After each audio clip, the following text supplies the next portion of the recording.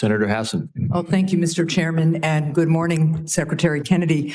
Just before I ask a question, I did want to note in response to the Secretary's statement that the Trump administration wants to lower the cost of health insurance, that across the country right now, the median increase for commercial insurers that we're seeing this fall is 18%, just as families are struggling to make ends meet.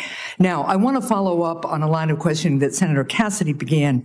Mr. Secretary, President Trump said that the COVID-19 vaccine produced by Operation Warp Speed was, and these are the president's words, a monumental national achievement. Although I have strongly opposed many of President Trump's actions, I agree with him that Operation Warp Speed in 2020 was a monumental achievement. Unfortunately, you are undermining one of the president's biggest achievements, which, as the president said, saved millions of American lives. You even went as far as to call President Trump weak for this life-saving accomplishment. Last year, you tweeted that President Trump has a weakness for swamp creatures and that Operation Warp Speed was among, here's your quote again, the most devastating impact of President Trump's weakness. So, Mr. Secretary, was Operation Warp Speed a monumental national achievement, as President Trump said? For the reason that I already said, and I assume you won't let me repeat, but I'm happy to if you want, yes, it was. Good. Assuming it is a monumental achievement, you've said it was, is it true that, as President Trump has said, he saved millions of American lives with the COVID-19 vaccine? Because you've just expressed great confusion about that to Senator Warner. The only confusion I expressed is exactly how many lives were saved. I don't think anybody knows that because of the data chaos. So multiple studies have shown that the vaccine reduced infections and severe diseases and saved at least 3 million lives in the United States and millions more abroad in the first 2 years of the pandemic. It's possible those are modeling studies. I will also note, just as you've been talking about data and concern about it, the process for COVID vaccine approval was public, it was live streamed, and it was out in the open. Manufacturers and experts have publicly submitted data analysis, and when the FDA has asked for more, they've submitted more.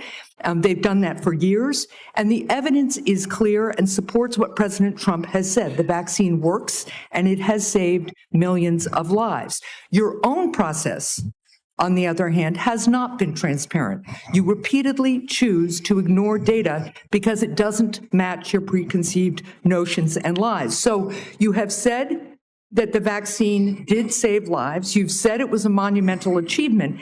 And given that, if you agree with President Trump that the vaccine saved millions of lives, why have you acted behind closed doors to overrule scientists and limit the freedom of parents to choose the COVID vaccine for their children? Why have you done that? For the COVID vaccine?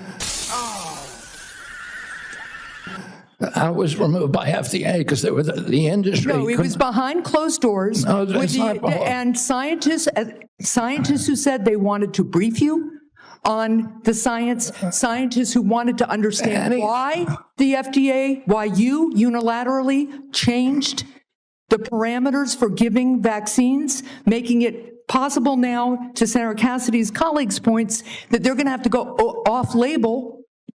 This is crazy talk. You're just making stuff up. To prescribe a vaccine for children. I'm not making things up. Do you know how the FDA approval process works and what happens? I know exactly. Do you know what an off-label prescription is? I know exactly how it works.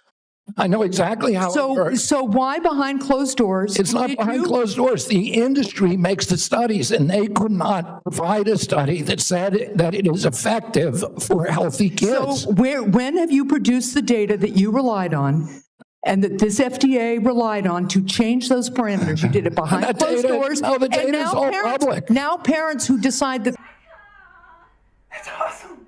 That they do want their children to have You're just making stuff up, Senator. I'm not You're making just stuff making stuff up. You know, sometimes when you make an accusation, it's kind of a confession, Mr. Kennedy. So let's just settle with this. So here's what's going to happen. To Senator Warner's point, to the parents who are concerned all around the country, to people who want to get the COVID vaccine this fall, even if they're under 65, because the boosters have worked, there's been much less serious disease, people do not have the same level of threat and risk from COVID that they used to because of these vaccines. People who want to exercise their freedom of choice are being denied that. No, they aren't. Everybody can get the vaccine. Because you are citing data that you won't produce to the public. You're just and you are rejecting You're science. making things up to scare people, and it's a lie. With respect, I do not think I'm the one making things up. You are Thank you, Mr. lying Chair. right now, Senator. Yeah!